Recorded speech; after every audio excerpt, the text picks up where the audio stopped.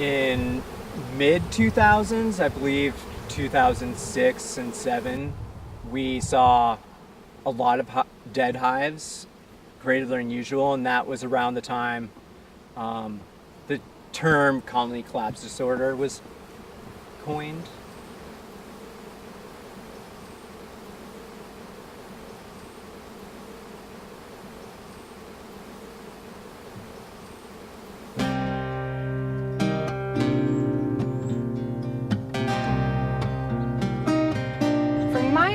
Colony collapse disorder is whenever the bees just kind of up and disappear. It's like they have the flu, or some people refer it to. They kind of leave the queen, they leave all the honey in the hive and just disappear. And so a lot of that can be related, that we think, is to neonicotinoids, which is that pesticide used on agriculture. The varroa mite, which is a parasite, and it really decreases their immune system. Habitat fragmentation, habitat loss, I think are huge players in colony collapse disorder. We've noticed for our operation, and with my dad and the other beekeeper, the amount of honey being harvested has been drastically reduced. In some areas it's gone from 100 pounds per hive down to 0 pounds per hive in excess that we can harvest. And so, yeah, that's really alarming. There are other places that are still doing okay, but there's just a general reduction in honey, and pesticides seem to be one issue.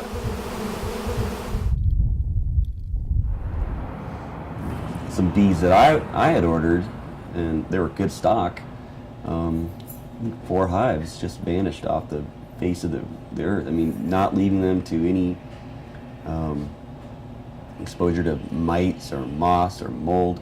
And I can't go into the private homes of people, and I certainly can't, force them to stop buying, the products at Lowe's or Home Depot or Ace Hardware, and and so I wanted to put them here. Okay, this is a Warre hive, and it's an observation hive, so we can kind of peek in and see where the bees are at during the honey flow, the pollen, nectar flow. And you don't have to be, you don't have to get in there and mess with them. You don't have to open up their little world, and because every time you open the hive, it kind of makes it tough for them. Beekeepers are having to work harder, including us, to take care of the hives, and we can do that.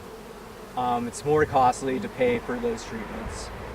But it concerns me because I know that the wild pollinators are much more susceptible.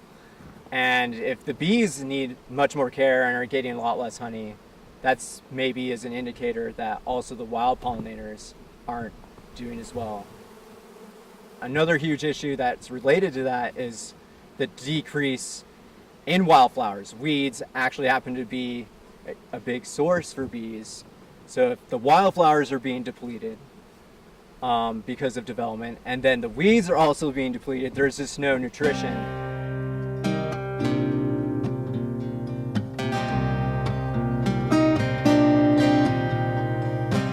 A lot of people are taking care of their lawns. They're, eradicating dandelions. And for me, I'm a big fan of dandelions. I know they're like a blemish on the perfect yard, so to speak, but I'm a proponent for dandelions. I'll cut them down after I feel like the bees have gotten their fill, but yeah.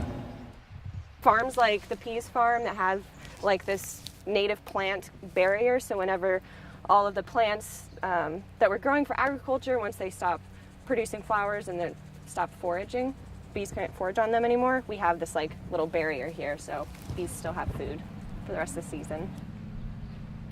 The idea is that, as far as why I beekeep and why I use the hives that I use, is that I don't need to exploit it. I do like the honey fact of the bee. I love honey. I put it on almost everything I eat. But I want to pollinate, and that's kind of that undercurrent movement that you might see or hear for a lot of these people. A lot of people are getting into that backyard beekeeping, and that's to answer your question, that's one of the things we can do, is start educating ourselves more on bees and keeping them around and learning how to take care of them and not exploit them. Honeybees themselves are incredible. They're so cute and amazing what they can do. I was fascinated by this little world of bees, and I'd never really had any exposure to bees prior to that, other than maybe being stung by one when I was little.